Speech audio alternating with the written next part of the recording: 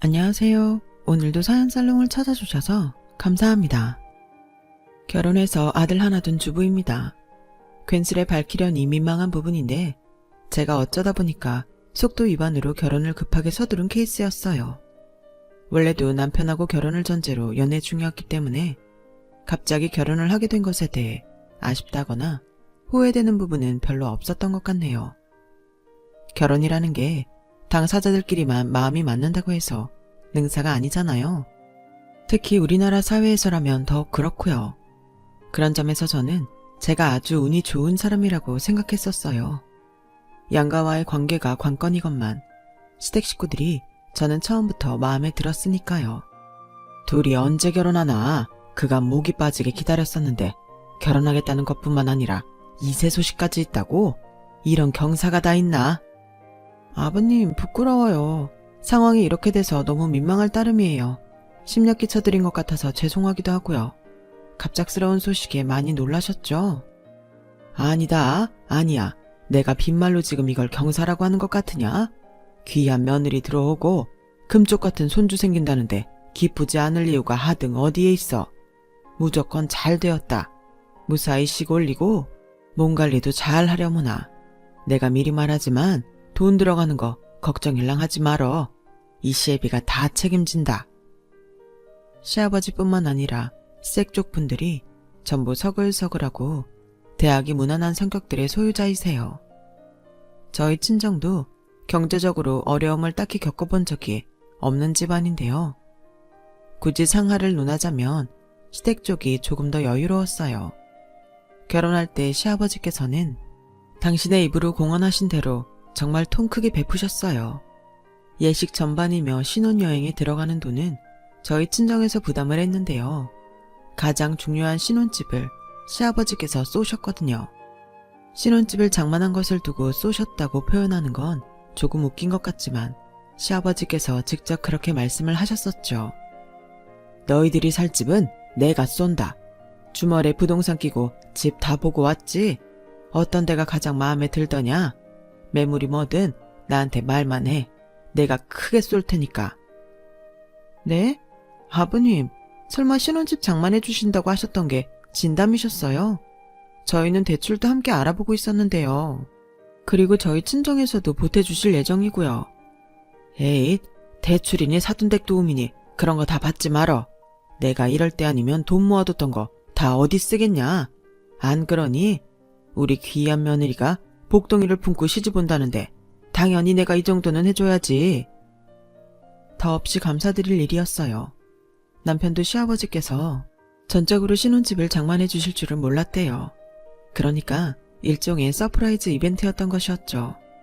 앞으로 정말 시댁에 잘하는 며느리가 되어야겠다고 저는 결혼하면서부터 굳게 다짐하고 있었어요. 결혼하겠다고 밝혔을 때 시어머니의 반응은 시아버지의 것과는 비슷한 듯 달랐었죠. 참고로 시어머니께서는 화법이라고 표현해야 할까요? 말씀하실 때 워낙 차분한 화법을 구사하시면서도 매사에 약간 건성으로 반응하시는 조금 독특한 분이셨답니다. 어머, 둘이 결혼을 하겠다고? 임신을 했다고? 좋을 때구나. 젊음이란 참 좋아. 불타오르는 사랑이 젊은 애들만의 전유물은 아니라지만 암튼 아주 부러워. 그래 잘 됐네. 통념 속에 존재하는 시어머니 상과는 다르게 며느리한테 왠지 거리를 두시려고 하는 그런 스타일이셨어요. 기꺼이 저를 받아주시는 것은 시아버지와 동일했지만 묘한 벽이랄지 선이랄지 그런 게 느껴졌었네요. 항상 제가 먼저 다가갔을 정도였으니까요. 신혼집은 시댁에서 지하철로 가기에 용이한 위치였어요. 시아버지께서는 육촌 형제분과 카센터를 운영하고 계셨는데 시댁하고 엄청 가까웠답니다. 그래서 저는 한번 그쪽으로 출동하면 카센터도 방문하고 시댁도 들르고 이런 코스를 돌았죠. 시아버지께서 본격적으로 돈을 벌기 위해 카센터를 하시는 건 아니었고 육촌 형제분께서 워낙 차에 관심이 많으신데 시아버지께서는 각종 기계수리, 부품 이런 쪽에 통달하신 분이었으니 뜻이 맞아서 차리신 가게였어요. 저는 시아버지께서 따로 남자 형제가 없으시기에 그 육촌분과 친형제처럼 지내시는 거라고 짐작했었네요. 원래 시아버지께서는 이름 있는 중견기업에서 오래 재직하신 분이셨는데 건강 문제로 그만두신 후에 적적함을 달래려 카센터를 차리신 것이었죠. 참고로 카센터가 들어와 있는 그 건물은 같이 차리신 육촌 형제분의 건물이랍니다. 건물 내에는 학원이랑 변호사 사무실이 있어서 깔끔해요. 무엇보다 대로변에 있고 지하철역과 가까워서 제가 놀러가기에 편했죠. 저희 남편은 회사에 매여 사느라 바쁜 사람이었기에 제가 대신 시부모님께 손자 얼굴 보여드리려고 열심히 시댁에 들락날락했던 거예요. 도착해서는 카센터에 먼저 들르면 안쪽 사무실에서는 시어머니께서 저희 모자를 반겨주셨어요.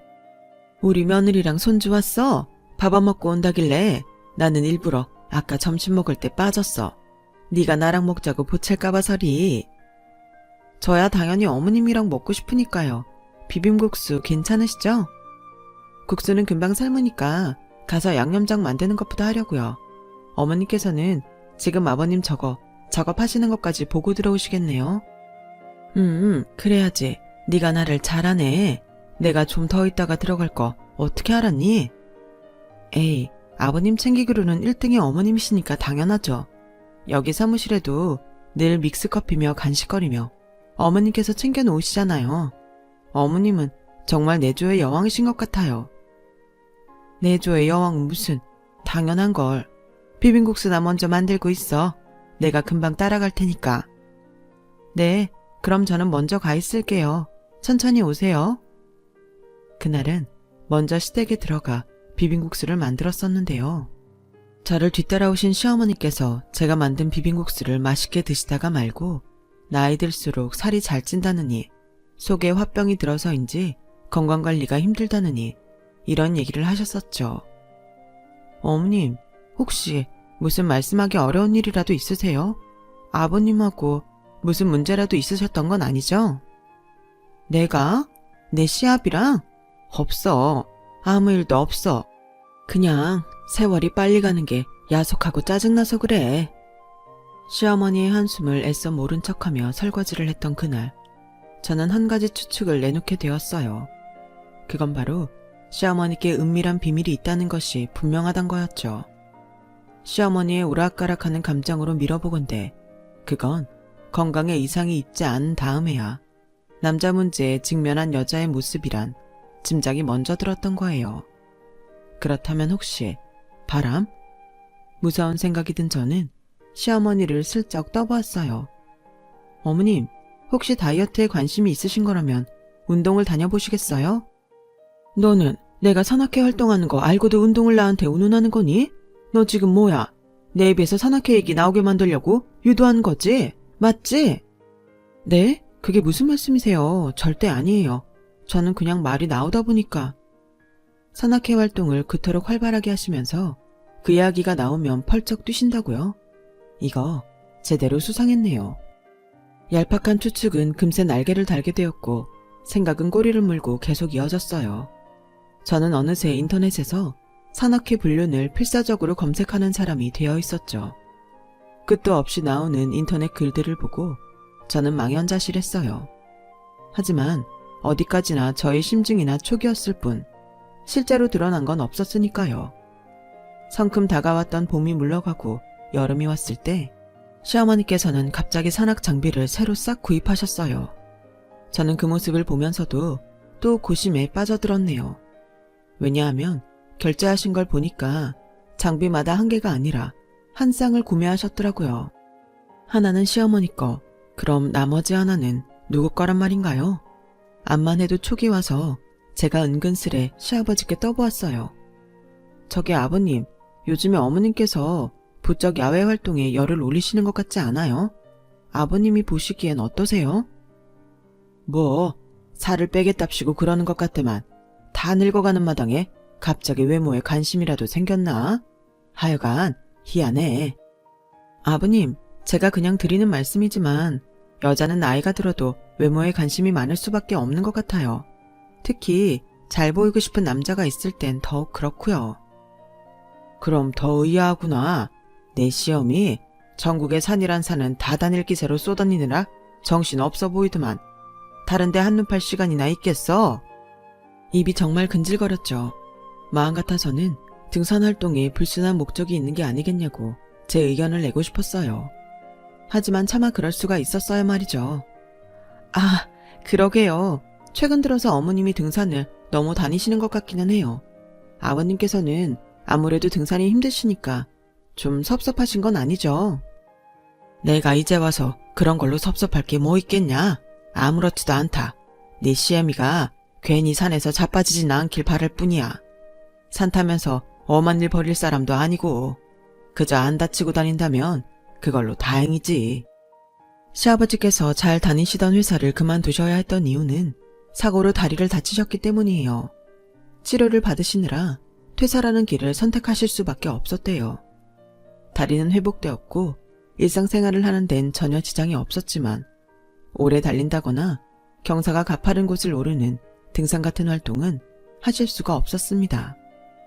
저는 안타까운 마음이 들었지만 시아버지는 개의치 않아 하셨어요. 멀쩡히 두 발로 걷고 생활하는 것만으로도 행복하다 하시면서 시어머니께서 열심히 등산을 하러 다니시는 것도 보기 좋다 하셨죠. 그리고 시어머니께서 부정을 저지르실 거라고는 아예 상상조차 안 하고 계셨어요.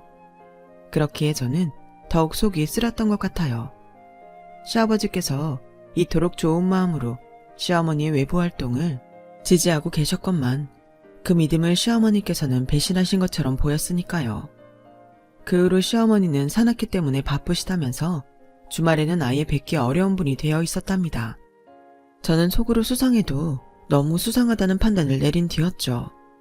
아무리 우리나라에 널린 게 산이라지만 이렇게까지 많은 활동을 한다고요?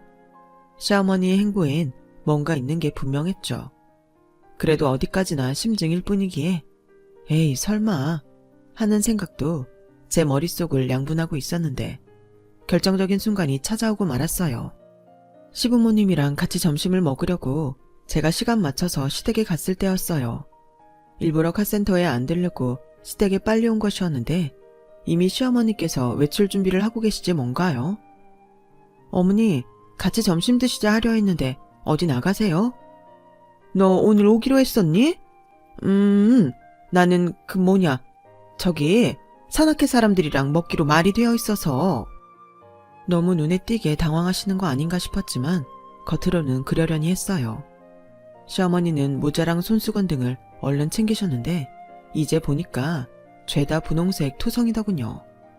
입으신 티셔츠는 무늬가 화려했고요.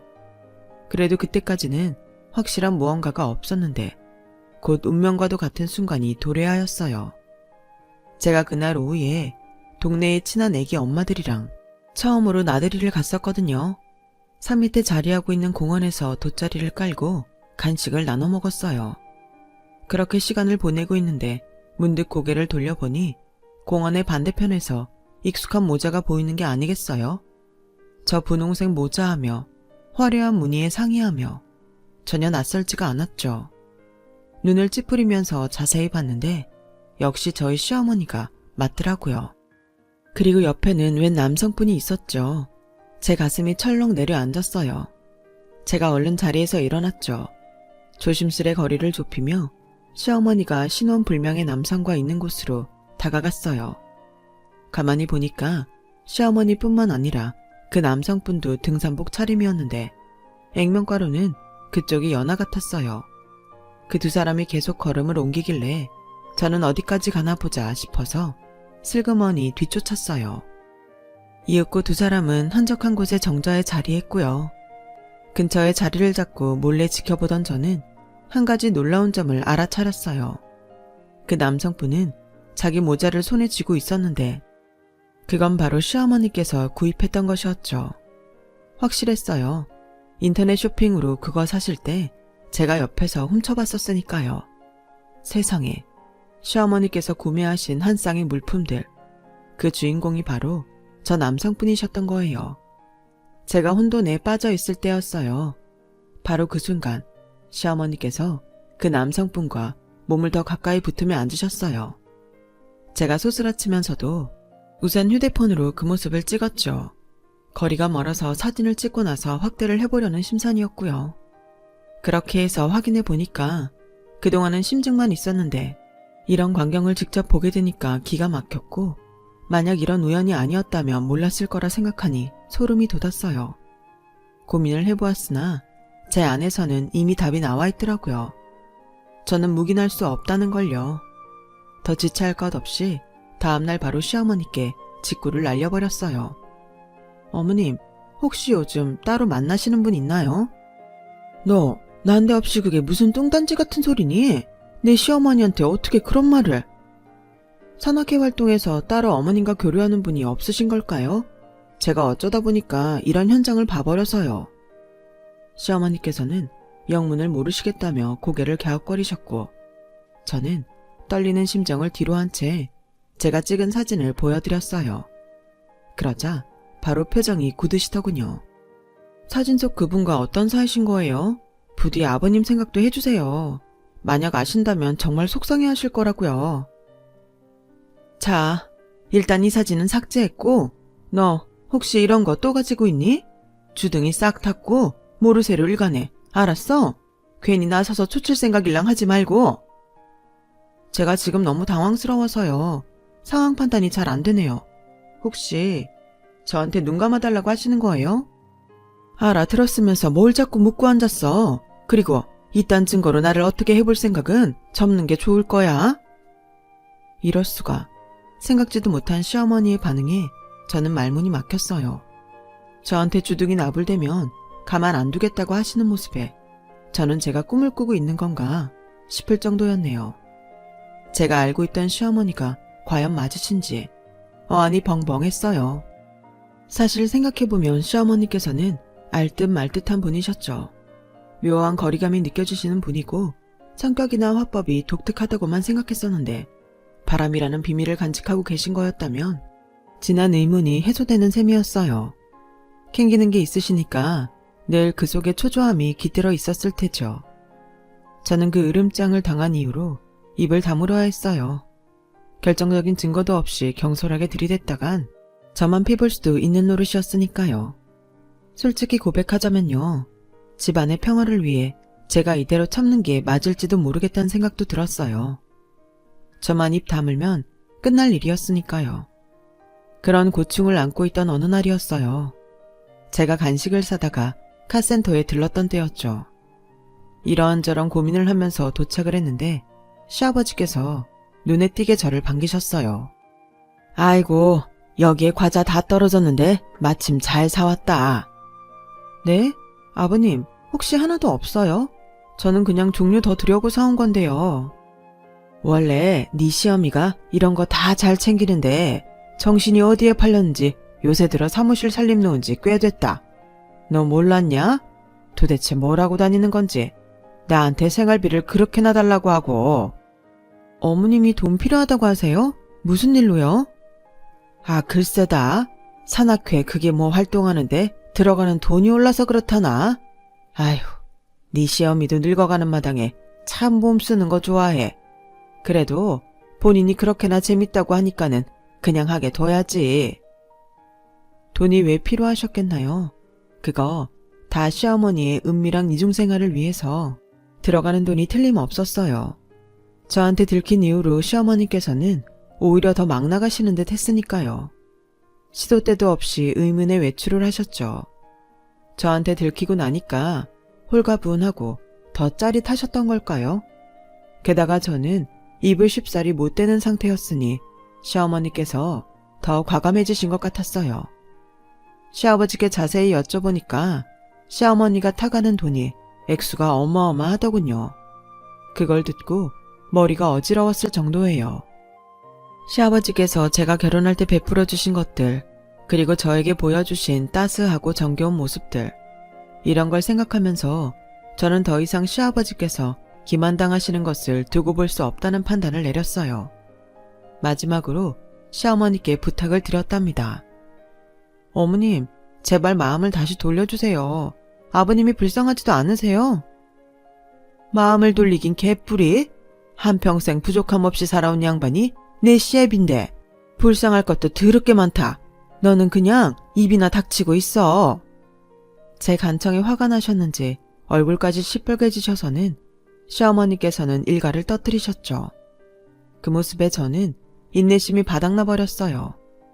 이대로 좌시하는 건 제 성미에 맞지 않았죠. 저는 아이돌 사진 찍고 다니는 대학 동기한테 연락했어요. 야, 너 아직 대포 카메라 가지고 있어? 아이돌 찍으러 다니는 거.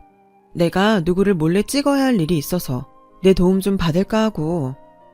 당연히 장비 그대로 있지. 내가 좋아하는 그룹들이 요즘 다 해외 투어만 돌고 있어서 심심하던 차였는데. 보수만 잘 챙겨주면 내가 현장 띄워줄게.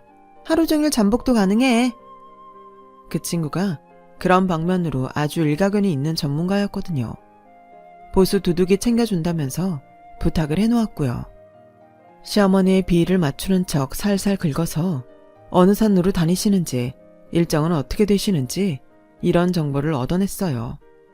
3주의 기다림 끝에 저는 결과물을 받아들었죠. 확인하자마자 그대로 주저앉을 뻔했어요. 산 근처에 반드시 있기 마련인 숙박업소 앞에서 시어머니가 그 남성분과 딱 붙어있는 모습이었어요. 사진 속에서 두 사람은 서로에게 귓속말을 하기도 하고 함께 자동차 앞 좌석에 나란히 앉아서 시선을 맞추기도 하였어요. 증거까지 확보한 이상 저는 곧바로 시아버지께 이 사진들을 보여드리기로 했어요. 그런데 막상 카센터에 찾아가서 뵙는 순간 시아버지 앞에서 입이 안 떨어지더군요. 여느 때처럼 저를 환한 미소로 반겨주시는 시아버지께 차마 제가 그런 사실을 밝힐 수가 없었죠. 결국 입을 열지 못하고 발길을 돌렸어요. 그날 퇴근한 남편에게 모든 일을 다 털어놓았습니다. 남편은 거의 기절 직전이었어요. 상상도 못해본 일이라면서 자기한테 얼른 그 사진 보여달라고 하더군요. 제가 한숨을 쉬며 가방을 뒤적거리다가 얼어붙었어요. 헉, 맞다. 커피 믹스 사들고 간 쇼핑백에 그 사진이 들어있는데 내가 그걸 카센터 사무실에 두고 왔어. 어떡하지? 어떡하기는 아직 카센터 문 닫으려면 1시간 정도 남았잖아. 지금 빨리 출발하자. 저의 미련한 실수 때문에 저녁밥도 제대로 못 먹은 남편과 아이까지 데리고 급하게 카센터로 향했어요. 가보니까 시아버지뿐만 아니라 육천 형제분께서 마침 같이 사무실에서 담소를 나누는 중이셨죠. 어라? 이 시간에 니들이 웬일이냐? 낮에 제가 깜빡 두고 간 게 있어서요. 얼른 그것만 챙겨서 갈게요. 당황하신 시아버지께 제가 대충 둘러대면서 그 쇼핑백을 찾았어요. 다행히 그 안에 봉투가 그대로 있었고 시아버지나 육천 형제분께서 이걸 건드리지 않으신 모양이라 안도의 한숨이 내어졌어요. 그런데 바로 그때였어요. 갑자기 남편이 제 손에서 사진이 든 봉투를 확 낚아채더니 보여드릴 게 있어서 왔습니다. 같이 확인해 주셨으면 하는 게 있어서요. 이렇게 말하는 거예요. 남편이 저를 고드는 길로 쳐다봤고 저는 하는 수 없이 시어머니와 있었던 일을 털어놓았어요. 밝히고 싶었으나 밝히기 어려웠던 바로 그 얘기를요. 시아버지께선 안색이 파리해지셨는데 제가 차마 정면으로 쳐다볼 수 없어서 고개를 비스듬히 숙이고 말을 맺어야 했어요. 제 얘기가 끝나자 남편이 떨리는 손으로 봉투 안에서 사진들을 꺼냈죠. 그리고 그것을 시아버지와 함께 확인하였어요. 이건? 이럴 수가. 아니 어떻게 이런. 시아버지의 떨리는 음성에 저는 괜히 죄스러운 마음이 들어서 고개를 더욱 푹 숙였어요. 그런데 그런 제 귀에 육천 형제분의 놀란 목소리가 들리는 게 아니겠어요? 이거 혹시 형규 아니냐? 형규 녀석 맞네. 내 동생. 집안과 인연을 끄는 놈을 이렇게 다 보게 되네. 무슨 이런 일이. 작은아버지가 어떻게 엄마를 만나고 계신 거였지? 뒤이어 남편도 몹시 혼란스러운 반응을 보였어요. 저도 세 사람 못지않게 놀랄 수밖에 없었네요. 작은아버지라뇨. 제가 아는 한 시아버지께는 남자 형제분이 안 계셨어요. 결혼 전에도 들은 적 없었고 결혼식에도 작은아버지라는 분이 나타난 적은 없었어요. 지금까지 모르고 살았던 존재를 갑자기 듣게 되니까 이게 다 무슨 일인가 싶더라고요. 이 옆엔 내가 진짜 나를 등쳐먹고 나를 속이고 있었던 거였어. 내가 그렇게 그 녀석은 앞으로 상종 안 할 거라고 단단히 일렀거늘. 시아버지께서 그렇게 고함을 치시는 건 그때 처음 보았어요. 아무도 말리지 못했네요. 그럴 새도 없게 시아버지께서는 사무실을 박차고 나가셨어요. 어디로 가시는진 불보듯 뻔하였죠. 사무실은 육천 형제분께서 정리하신다기에 저랑 남편은 아이를 데리고 시아버지의 뒤를 쫓아 시댁으로 갔어요. 가는 동안 남편이 계속 한숨을 쉬면서 저한테 짧게 털어놨죠. 작은아버지, 돈 때문에 우리 아버지랑 대판 싸우신 후로 연 끊고 살아오신 분이야. 우리 집안 친척분들하고도 전부 등졌고. 그런데 설마 엄마가 작은아버지를 몰래 만나고 계셨다니 이걸 어떻게 받아들여야 할지 모르겠다. 저는 그야말로 아연실색이었네요. 제가 무슨 짓을 저지른 건지 이 일이 어떻게 마무리될지 감도 안 잡혔어요. 두려운 마음을 안고 시댁에 들어가 보니 시어머니께서 거실 바닥에 엎어져서 엉엉 울고 계셨어요. 시아버지께서는 그 앞 소파에 앉으신 채 붉어진 얼굴로 화를 꾹 참고 계시는 표정이었고요. 왜 그랬어? 대체 왜? 이건 나를 기만한 거야. 돈 들고 가서 그거 다 날려먹고 갚지도 않고 거기에다 뻔뻔스레? 있으면 더 내놓으라고 했던 그 망나니를 왜 도와주고 있었던 거야? 당신은 내가 유유자적하게 카센터에 붙어있으니까 내가 우스워 보였어? 그놈이 앞으로 객사하든 말든 나는 상관 안 하고 안 도와줄 거라고 내가 분명히 못 박았었어. 그런데 당신은 신의를 저버린 거야. 이 나를 등쳐먹은 거라고. 미안해요. 내가 미안해. 하지만 당신에게 유일한 친형제이듯 나에게도 유일한 시동생이었고 내가 정말 친남동생처럼 여겼다는 거 당신도 알잖소. 나 시집 왔을 때부터 형수님 형수님 하면서 그렇게 잘 따랐던 사람을 어찌 내가 매몰차게 외면할 수 있겠어. 누가 그 마음 모른데 나라고 그놈을 그렇게 내치고 싶었겠어. 그런데 그놈이 사업 말아먹고 사고쳐서 우리 어머니 충격으로 쓰러지시고 끝내 세상 떠나셨던 거 그것만 생각하면 내가 용서가 안 돼. 그래도 그럼에도 나는 내 동생이랍시고 참고 품어줬었어. 그렇지만 어땠어? 그 후로 우리 집안에서 뜯어갔던 돈만 좋게 3억은 돼. 10원 한 장이라도 그놈이 갚았나? 아니었지. 그것도 죄다 날려먹고는 되려 자기 형한테 그리고 자기 친척들한테 갖은 행패 부리고 금수만도 못하게 굴었지. 그때 인연 끊은 이후로 이번 생에는 다시 엮이지 않기로 했잖아. 당신도 그러겠다 했었잖아. 그래서 우리가 돈 걱정하며 살았어. 마음 붙일 데 없어서 등산으로 우울증 치료할 만큼 힘들었어.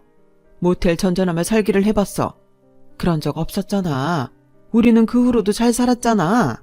당신이 우리 아들 결혼한다고 집 한 채 턱하니 해줄 때 당신 동생은 길바닥에 내몰려 있었어.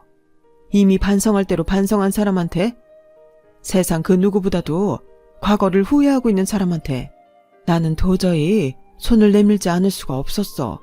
여보, 당신 내가 약속 안 지키고 뒤로 기만하고 있었던 거 미안해.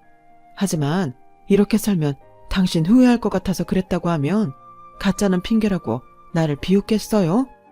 내가 당신을 몰라? 당신 이러다가 결국 가슴에 피 철철 흘리며 후회할 거야. 우리 손주 보면서 내 동생도 늦둥이여서 내가 돌봐줬었는데 이렇게 몰래 중얼거렸던 거 내가 못 들었을 줄 알았소? 시어머니께서는 숨 넘어가게 우셨고 시아버지께서는 침묵을 지키셨어요. 저는 품에 아이를 안은 채로 저도 모르게 울고 있었네요. 제가 차마 알지 못했던 집안에 숨겨진 이야기가 가슴 짠하게 느껴졌어요. 시아버지께서는 조용히 집을 나서셨고 그 뒤 저랑 눈빛 교환을 한 남편이 따랐어요. 저는 시어머니를 챙겨드렸죠. 뭐라고 말씀을 드려야 할지 모르겠더라고요. 저기 어머님, 제가 저 때문에 지금 상황이 이렇게 된 것 같아요. 정말 죄송합니다. 제가 알지도 못하면서 나서는 바람에. 제가 울먹이면서 말을 하자 한숨을 내신 시어머니께서 고개를 저으셨죠. 이렇게 될 일이었나 보다. 결국 드러날 일이었던 게지. 너도 이젠 알겠지만 네 시아버지한테는 동생이 있어. 나이 터울이 크지. 내가 시집와서 적응 못하고 오만고생하고 있을 때 나를 정말 잘 따르면서 힘이 되어줬던 사람이고 나한테는 시동생이 아니라 친동생 같았어. 너무 사랑만 받고 자란 사람이라 그런지 겁도 없이 젊은 나이에 사업 벌이고 돈 빌려다 쓰고 그러느라 온 집안 식구들의 속을 썩였지만 그래서 결국은 집안에서 내쳐졌지. 우연히 등산을 갔다가 마주치고 나서는 내가 차마 외면할 수가 없더라고. 사는 모습이 너무 안쓰러운 거야. 시어머니와 마주 앉아서 많은 이야기를 들었어요. 알고 보니 시어머니께선 당신의 시동생에게 활력을 주시려고 일부러 옷도 밝은 색만 입고 다니셨던 거더라고요. 저는 이야기를 들을수록 작은아버지라는 분이 다시 집안에서 받아들여지셨으면 하는 생각을 품게 되었죠. 그런데 부부가 통했나 봐요. 같은 시각 남편도 시아버지와 동네 포차에서 술 한잔 기울이면서 그런 대화를 나누었던 것이죠. 남편은 작은아버지에게 한 번만 더 기회를 달라고 어찌됐든 가족은 가족이라는 말을 했대요. 그러자 시아버지께서는 고심하는 눈치이셨다 하고요. 많은 이야기가 오갔던 그 밤 이후로 사흘이 지났을 때였어요. 시어머니의 주선하에 시아버지께서 드디어 당신의 남동생을 아주 오랜만에 만나셨어요. 그리고 피는 물보다 진하다는 말이 제대로 통하였죠. 시아버지께서 그러시더라고요. 만나면 일단 머리통부터 한 대 후려 갈길 생각이셨는데 막상 얼굴을 보니까 짠한 감정이 올라와서 그러질 못하셨대요. 제가 그 존재조차 몰랐던 작은아버지는 너무 좋으신 분이었어요. 저랑도 금세 잘 지내게 되었답니다. 그 후로 시아버지께서는 카센터를 6천 형제분께 전가를 해두시고 작은아버지의 새로 시작한 작은 사업을 물심양면으로 도와주셨어요. 그 사업은 다행히 잘 되었고요. 본전치기나 다름없는데 다들 그게 뭔 성공이냐고. 그 녀석을 추켜 세우는 건지 이거 원. 시아버지께서는 그렇게 툴툴거리셨지만 그러실 때마다 입가에 미소가 걸려있는 걸 당신께선 아시나 모르겠어요. 그 미소의 원천을 시어머니께서는 아시기 때문에 작은 아버지를 몰래 도와가며 교류를 해가셨던 거겠죠. 저는 시어머니와 더 가까워졌어요. 알면 알수록 재미있으신 분이라 함께 있으면 즐거운 기분이에요. 암만 해도 저는 결혼 잘한 것 같아요. 따뜻한 이 집안에서 잘 살아가도록 노력해야겠습니다. 여러분도 가정 안에서 행복하세요. 여러분, 사연 댓글에 응원과 현명한 조언 부탁드려요. 좋아요와 구독은 저에게 큰 힘이 됩니다. 오늘도 좋은 일 가득하세요.